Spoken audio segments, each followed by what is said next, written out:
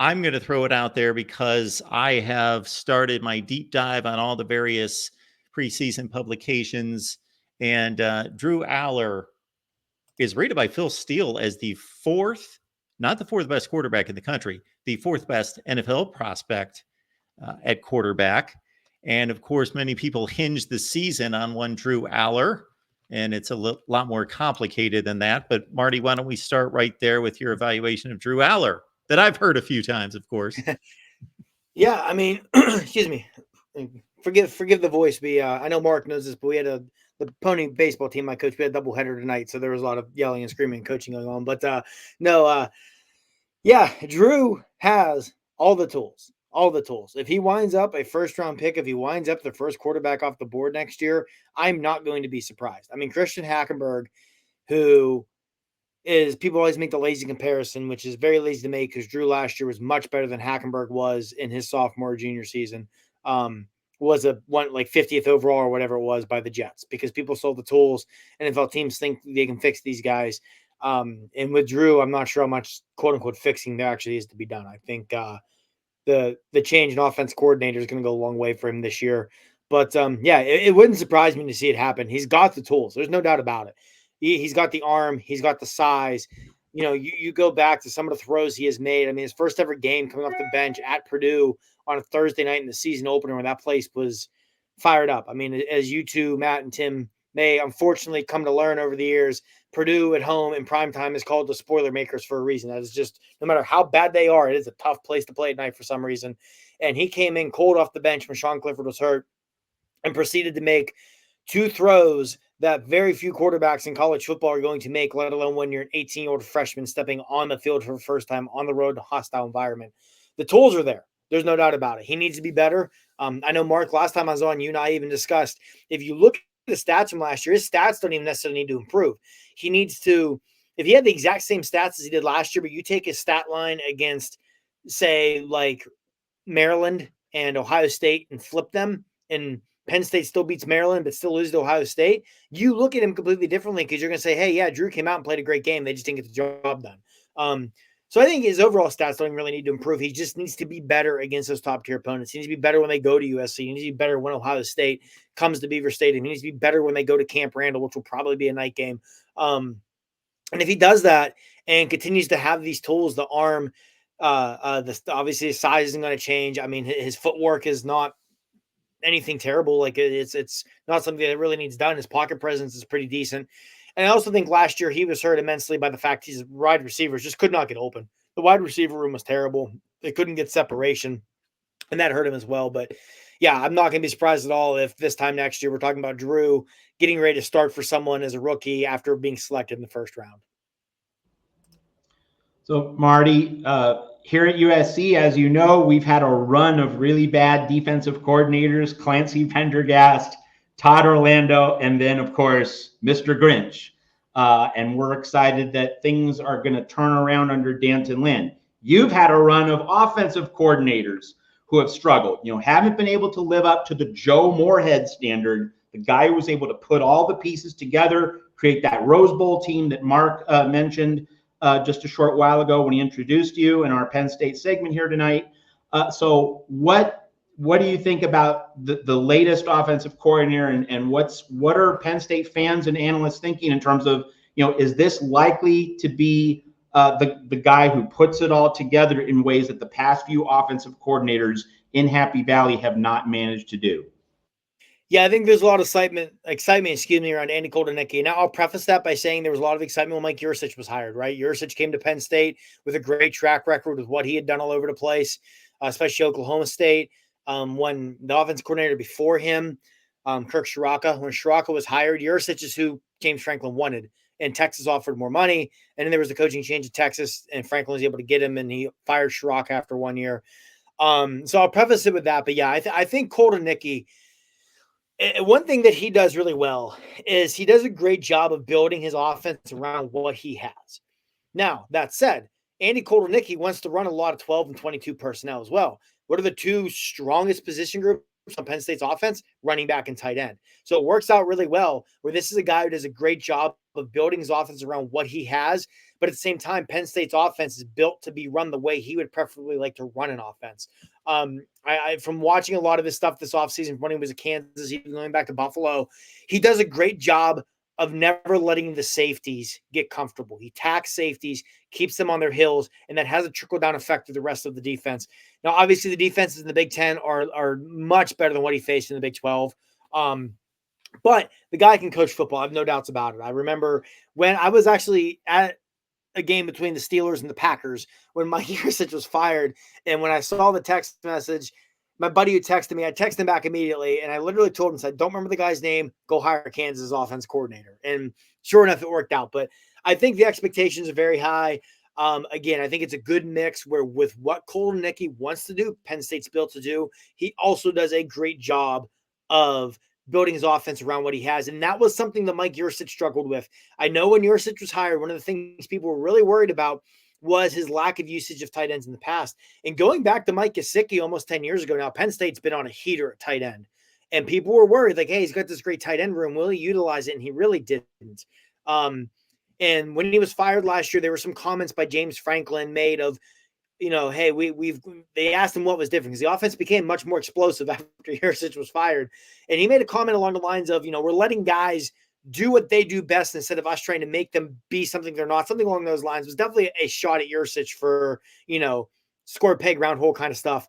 And that's something I don't expect with Kolodnicki either. So I think there's a lot of excitement there. I think expectations are tempered because as much as there's excitement, as good as his running back room and tight end room is, as much potential as Drew Aller has, both your starting tackles, I mean, obviously everybody knows Olu Fashanu, but Caden Wallace, who's been a 4-year starter at right tackle, was a 3rd-round pick. That's tough to replace, losing both tackles who went that high in the NFL draft.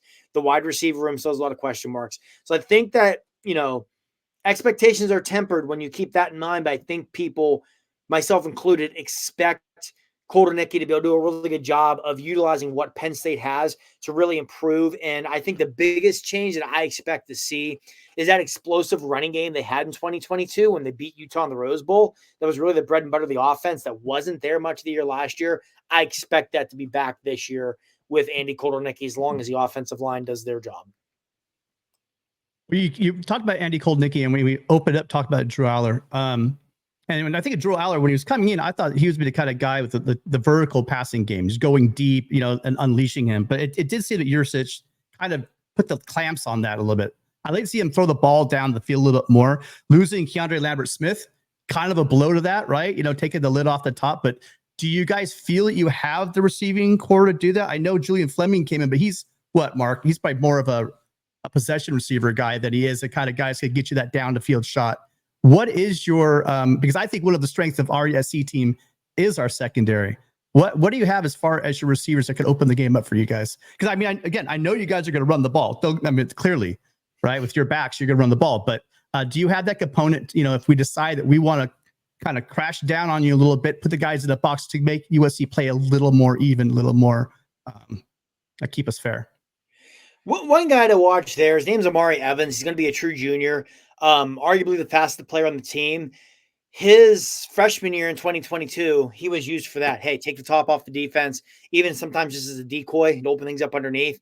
And then last year, Yurcich didn't use it. He tried to use him in the slot and just stuff he wasn't fit for. And then it was not the game after Yurcich was fired, but 2 games later against Michigan State, where Drew just threw an absolute beautiful deep ball to a wide open Evans for like a 75-yard gain. And I think you're going to see a lot of that with Evans this year. Like you said, Drew has the ability to throw that deep ball. We've seen it at times, but last year, I almost wonder, this was something we kind of discussed in Penn State circles last year. Penn State's defense, and I came on here and said a bunch more. That was the best Penn State defense I've ever seen in my entire life. Statistically, based off of yards per play, that was the best defense in college football since I believe 2011 or 2012 Alabama. That defense was really freaking good. And I wonder if having that defense mixed with a first-year starter at quarterback caused this coaching staff to get too conservative because they knew that with their defense that they could play a more conservative style of offense. And then when they would try to open it up, Drew had this conservative style so smashed into his head. It was tough for him to open it up. Receivers weren't getting open. I think it really was kind of just a perfect storm of problems that occurred. Now, this year, wide receiver, you mentioned losing Keandre Lambert-Smith. Immensely talented, and also an immense handful in the locker room in a lot of ways. And honestly, I think Julian Fleming, he was brought in before Keandre Lambert-Smith transferred, but I think Fleming was brought in as much as anything for his downfield blocking, because in this offense, it's going to be important, and to be a leader in that wide receiver room. It was a young wide receiver room that really lacked maturity, really lacked leadership. And from the second Fleming has gotten on campus, the biggest thing that has been said is how much he handles himself like a professional, because he came in from the best wide receiver room in the country. He brought that work ethic and that mentality with him. And I think that has trickled down to a lot of these other receivers. Some other guys are going to play big roles. Trey Wallace is super talented, was expected to have a big year last year, caught 6 or 7 balls for like 80 yards against WVU in the opener, caught a touchdown week 2 against Delaware, and then got hurt and was just like unheard of the rest of the year. And I think Penn State's offense missed him a lot more than anybody ever realized it going to.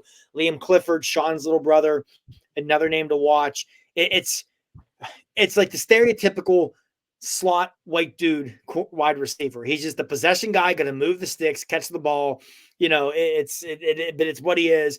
And I think Caden Saunders, a former top 100 recruit out of Ohio, who really started to seem like he was kind of putting it together last year towards the end of the year, had a good spring, could be another guy to watch. But there's talent in the receiver room. And I think that's what makes this so frustrating, is it's not a lack of talent. There's a lot of highly rated kids, and there's a lot of kids who've shown a lot of really good things, but just kind of need to get it together behind the scenes. And they're hoping Julian Fleming can help with that. And if that does happen, that'll go a long way for this offense, because his offense they don't need to be throwing for 300 yards a game. As long as that threat's there once or twice a game to take the top off on the deep ball, that's going to force defenses to play their safeties back and make it easier to run the ball. So they don't need to be a super talented passing team. They just got to be more explosive. And I think the parts are there to do it. It's just a matter of players going out and executing.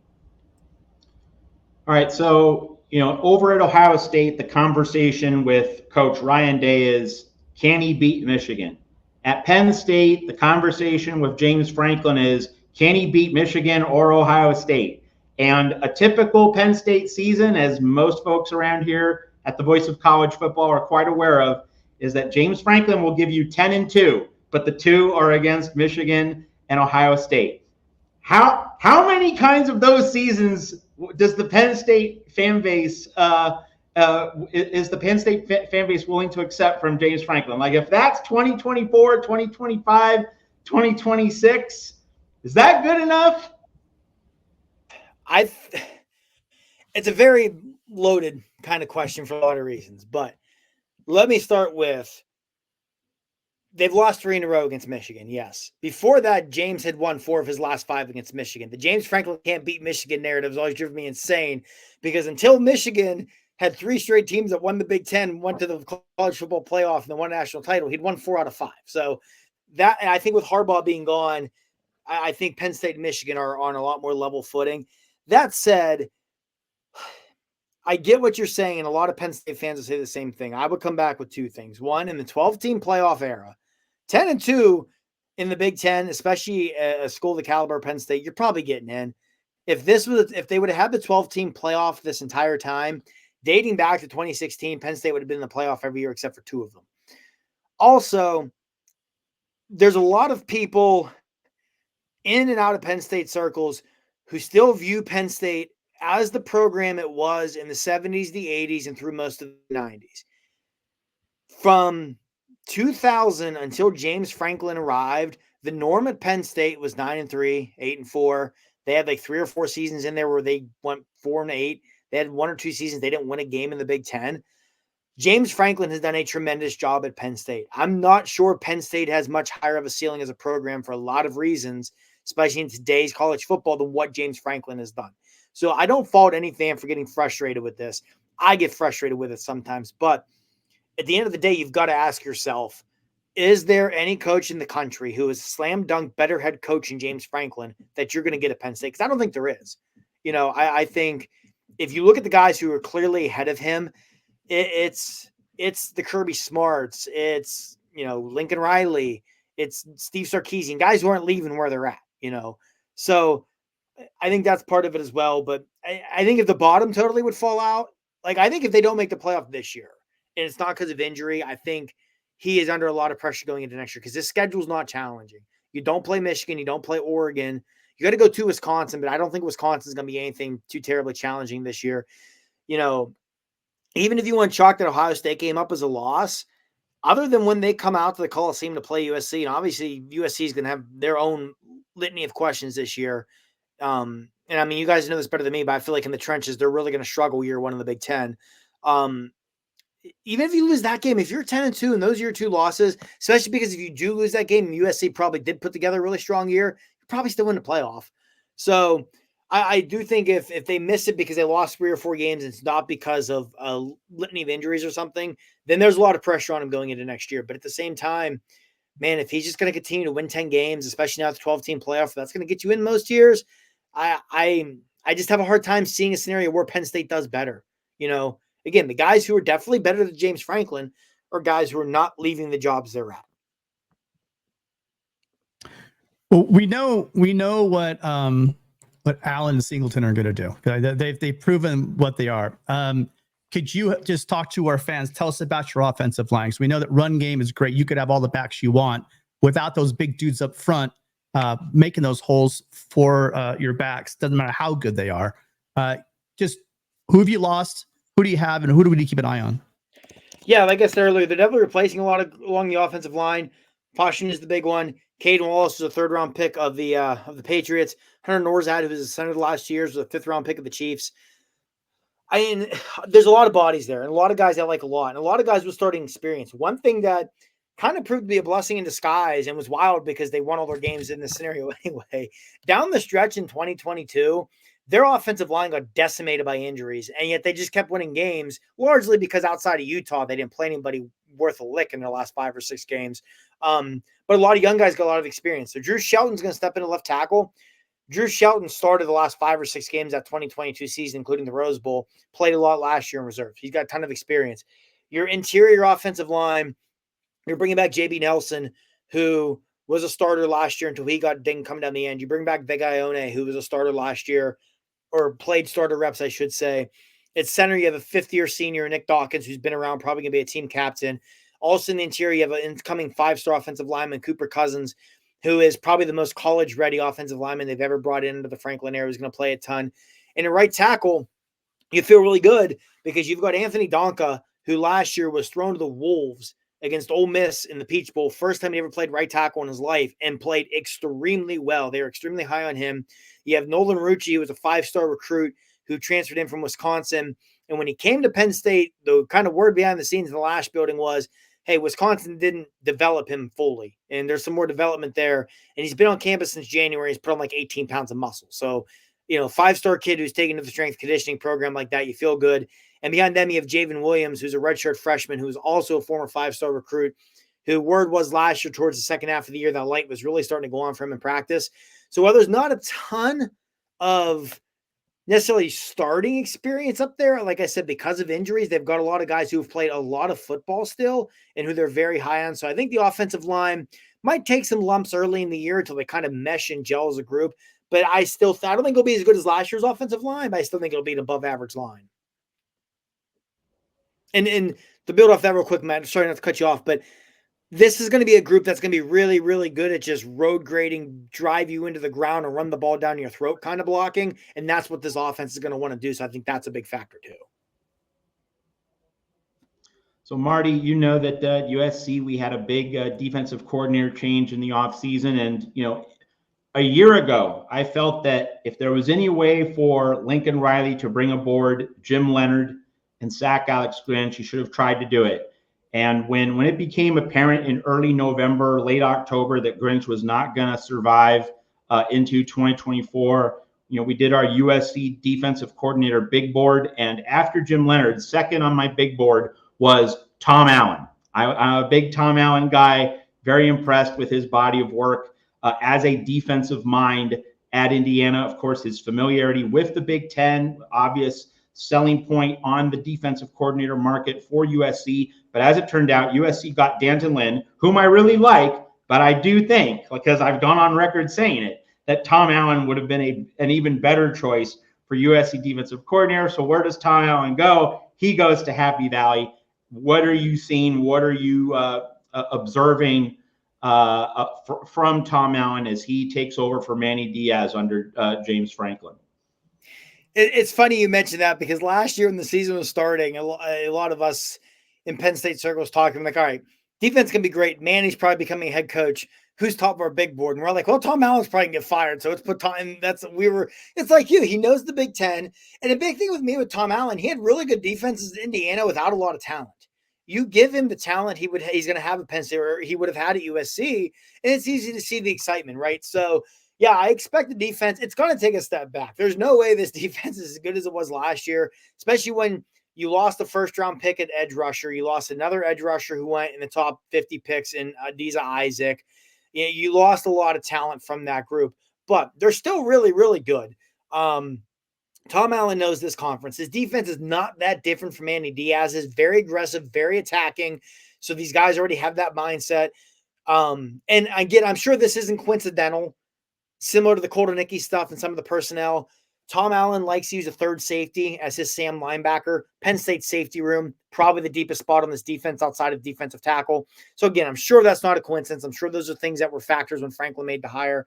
But yeah, I think fans are excited about Tom Allen. He's a guy that really for a few years now, Penn State fans, I think even when Manny first got hired, if you kind of sat back and go, right, ideal scenario, Manny has 2 really good years and gets a head coaching job. Who's your guy? And like, well, by then Tom Allen's probably on the hot seat at Indiana.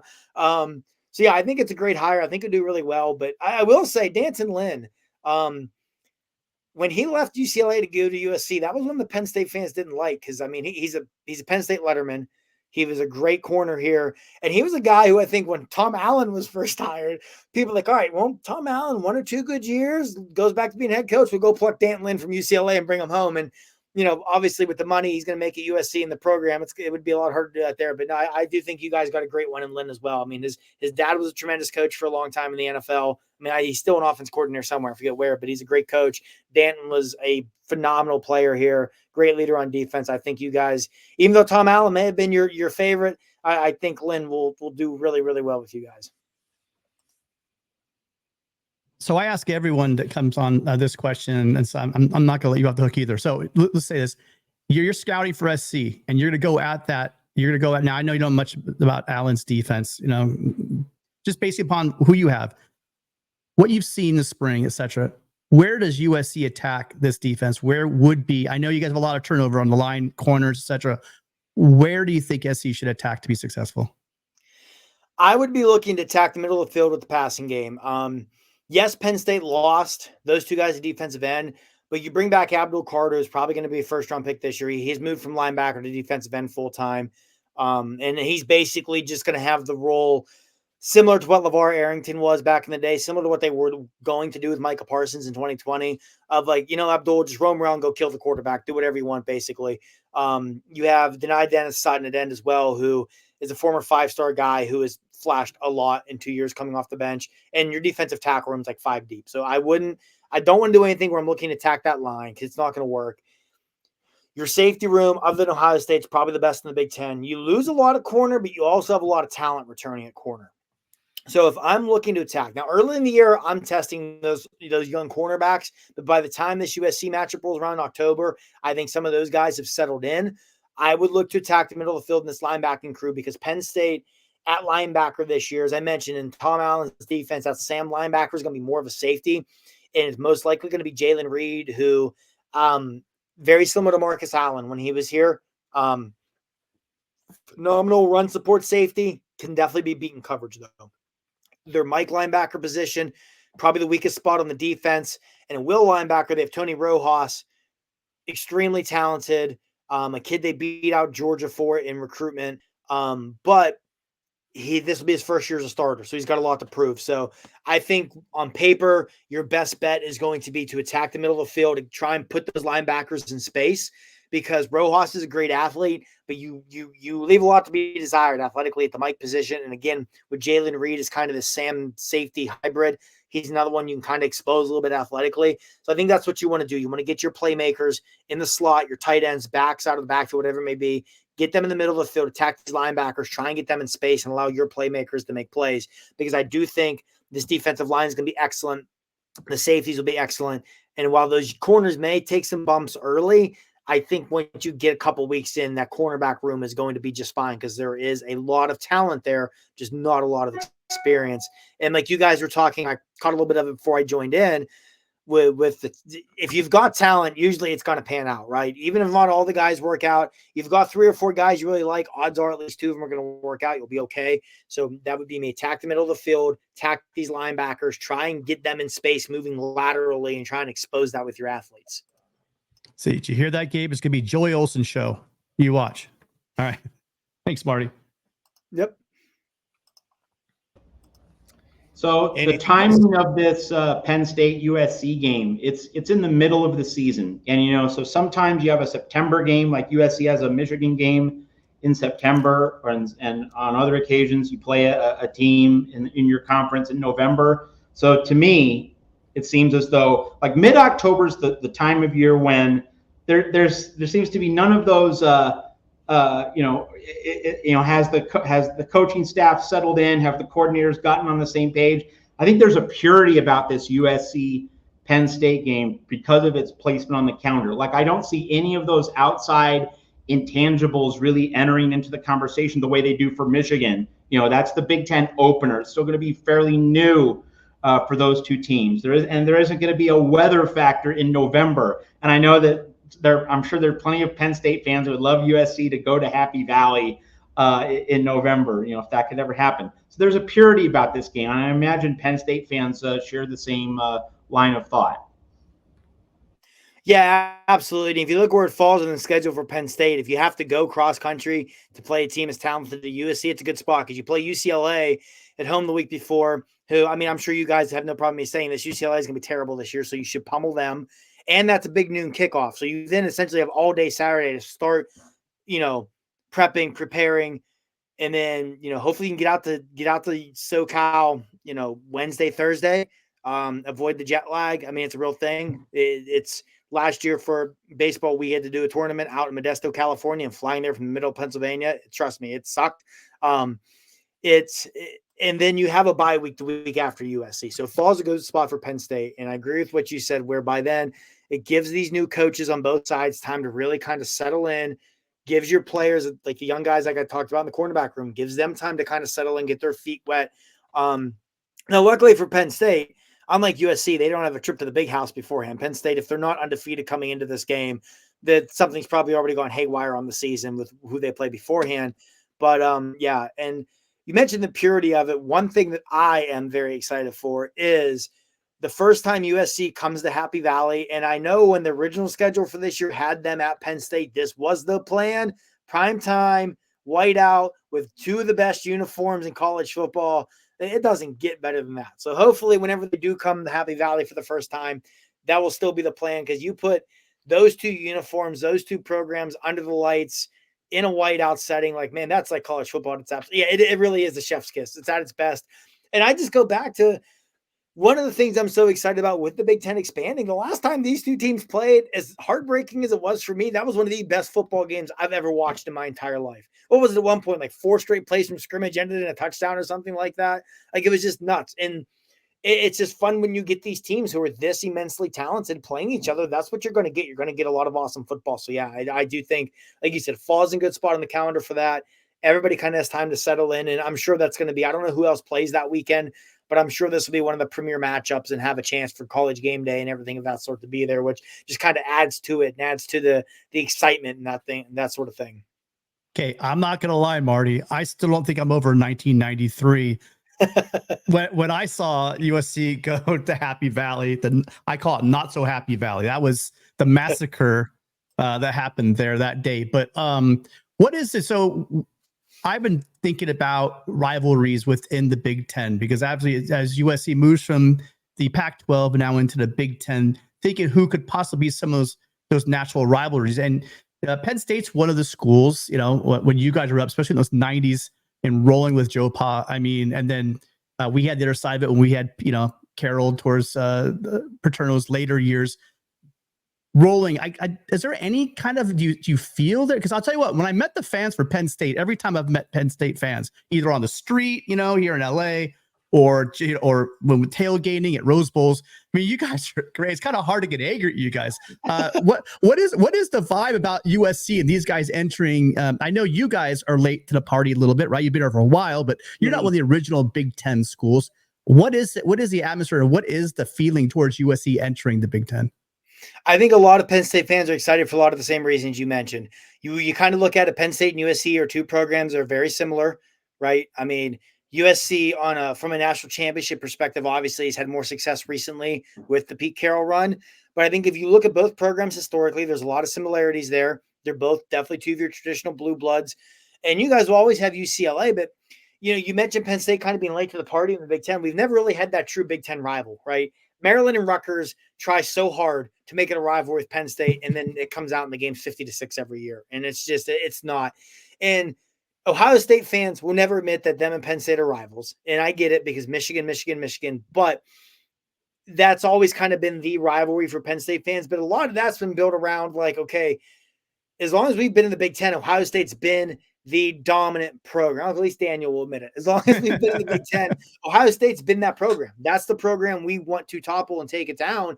And we kind of had that run there from 16 through 19, where it was just one instant classic after another between the two programs.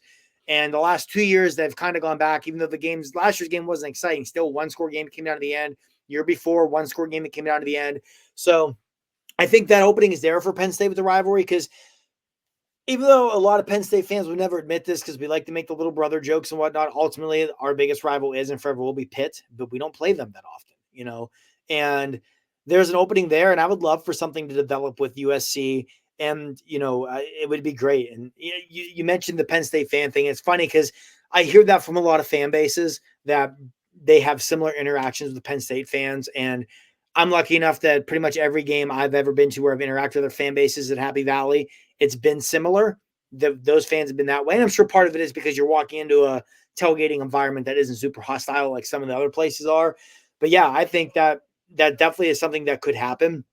And it would be awesome if it did, because I think it's just, to me, two blue bloods, two great programs, two programs that, when they're humming, can hum along as well as anybody in the country. And if you can make that, like Penn State doesn't have that protected yearly rivalry. If that became USC, I don't think there's a single Penn State fan who would complain about that.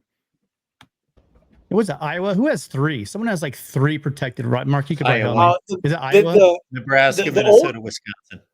Yeah, the old Big Ten West, I don't know if there was a single game that ever got played between Big Ten West teams where there wasn't a trophy on the line. Big Ten West schools freaking love trophies and rivalries. So, yeah, like Mark said, Iowa has those three.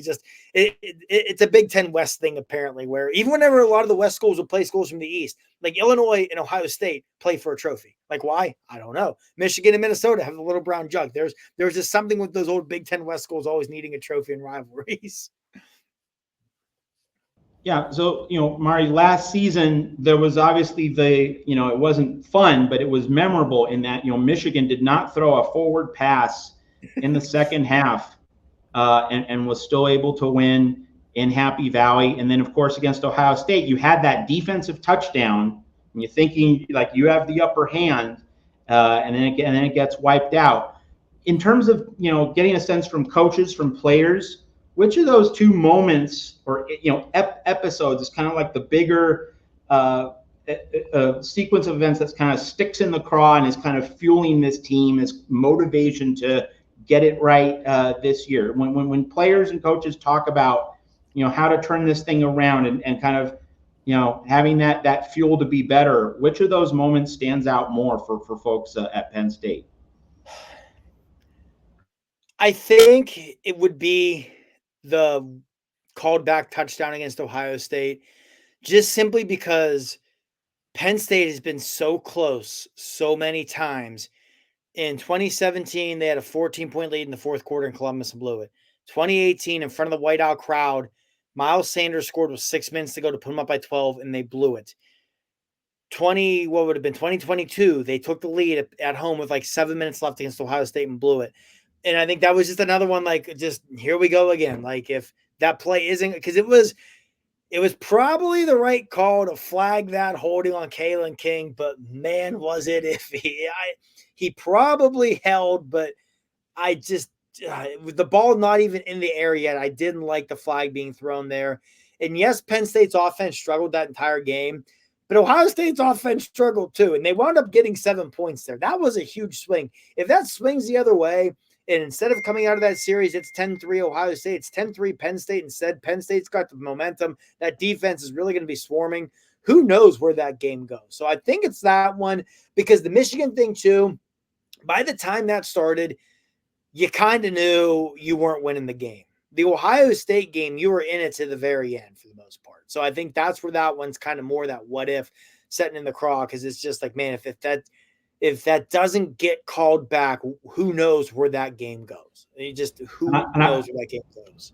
And I just want to follow up, having established that, what's the mixture between aggression and complementary football for Penn State this season? Like, obviously last year you had that elite defense to lean on. What's going to be the mix in terms of entrusting your offense versus entrusting your defense to win games?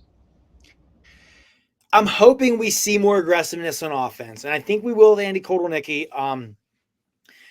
And to me, I've never understood, unless you're like Iowa, I've never understood the super conservative on offense when you have an aggressive defense. To me, my defense is that good. I'm going to be more aggressive on offense, because if I make a mistake, I know my defense is going to bail me out, right? Hey, if I do throw an interception, if I do lose a fumble, I know you guys aren't giving up more than a field goal anyway, so let's do it.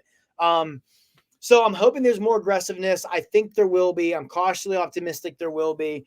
I am also totally prepared where if it goes like last year, in the first game of the year against West Virginia, they come out and they're just slinging it all over the place and ripping off big runs, and it's against West Virginia, and you're like, all right, here we go. And then you realize West Virginia's defense just wasn't very good, because they go to Morgantown to start this year. And I think you could say, no, I think West Virginia's a good team. I think they'll probably win 7 or 8 games, but lighting up that defense isn't going to be super telling. But I do think also, that can be a good test where, hey, first game of the year on the road, it's going to be a hostile crowd, because Penn State and West Virginia that is a big old school rivalry. And a lot of the older fans were very excited to have this series back. So that place is going to, it's West Virginia. They don't matter who they're playing in Morgantown. It's going to be 80,000 drunk people ready to go.